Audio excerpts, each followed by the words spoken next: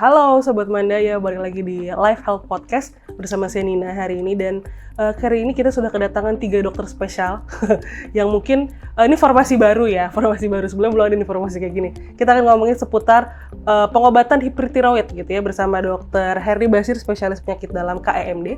Juga ada Dokter Abdul dengan spesialis bedah onkologi, dan juga Dokter Alvita, spesialis nuklir. Halo, boleh dada dulu ke Sobat Mandaya yang ada di rumah yang nonton kali ini. Oke, Dok, kalau misalnya kita ngomongin hipertiroid gitu kan, itu kan nanti pengobatannya tuh ada, mungkin secara garis besar tuh ada 3 ya Dok ya, yaitu medikasi, ablasi, dan juga operasi. Sekarang aku mau nanya dulu ke Dokter Herni nih Dok, kayaknya gitu ya.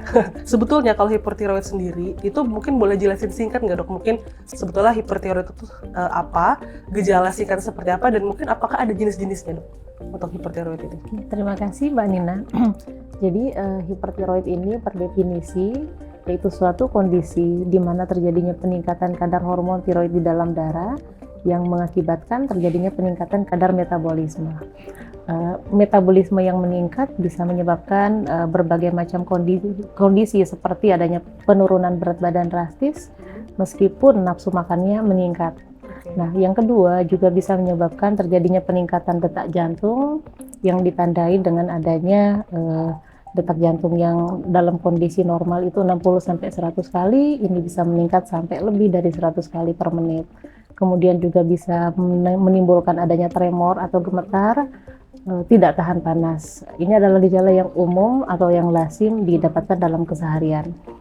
Secara umum pembagiannya ada autoimun dan non autoimun. Yang untuk non autoimun kita kenal dengan nama penyakit tiroid Graves.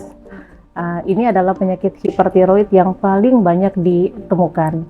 Sedangkan yang non autoimun bisa berupa pembesaran kelenjar tiroid yang toksik atau dengan bahasa medisnya struma noduler toksik.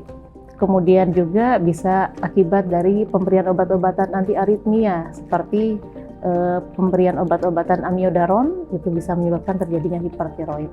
Secara umum itu aja.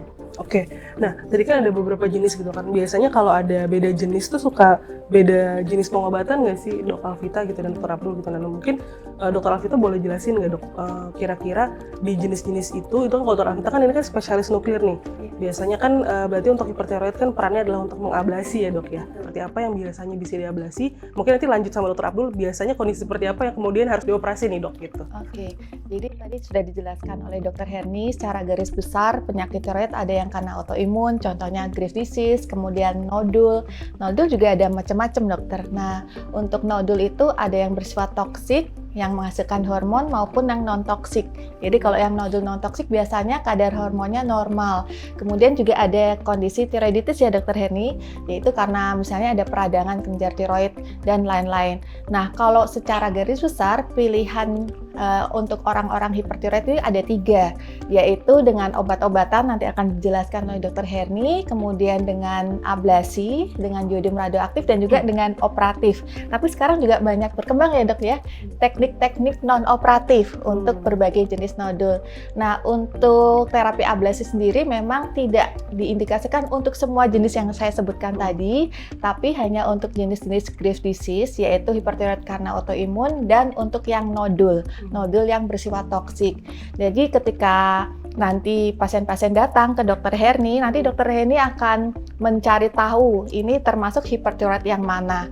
Dan dari diagnosis itu, nanti dari Dr. Herni bisa mengarahkan apakah ini sesuai untuk pengobatan nuklir atau misalnya pengobatan surgery maupun terapi-terapi yang terkini ya Dok ya, seperti ablasi tetapi tanpa dengan terapi nuklir. Nah itu memang harus personalized, jadi nggak bisa digeneralisasikan. Jadi nanti pasien akan dinilai, kita juga akan jelaskan manfaat sekaligus resiko komplikasi bahkan dari setiap tindakan.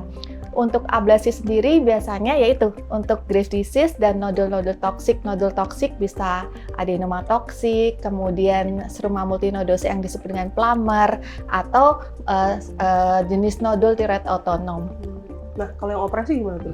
Ya, untuk kasus hipertiroid ya, kan ada hipertiroid yang memang tidak ada nodul, jadi memang hanya membesar saja. Kalau misalkan dia hipertiroid, kapan dioperasi yang tidak ada nodul? Yang pertama adalah dua nih, karena pengobatannya tidak berhasil, baik itu dengan ablasi maupun dengan obat-obatan medikamentosa, ataupun memang pasien tidak bisa mendapatkan terapi tersebut. Contoh misalkan dia, nggak bisa nih diablasi dengan kondisi pasien gitu loh. Nah itu. Nah, untuk pasien-pasien yang dengan hipertiroid dan ada nodul, bukan berarti hipertiroid dengan nodul itu aman ya, tidak terjadi kanker gitu. Ada beberapa kasus. Secara studi dikatakan 5-10%.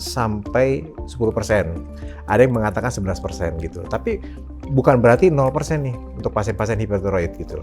Jadi yang paling penting adalah dari sejawat-sejawat saya dari Dr. Herni maupun Dr. Alvita mengatakan bahwa ini ada nodul nih, karena hipertiroid itu pasti larinya ke mereka dulu nih, bukan ke saya gitu loh. Bukan ke bedah dulu. Karena terapi yang awalnya adalah harus dilakukan terapi obat dulu atau ablasi dulu gitu loh. Nah, kemudian kalau misalkan tidak berhasil, baru kita lakukan tindakan operatif. Sebelum itu, begitu ada nodul, sebaiknya memang di FNA dulu gitu loh.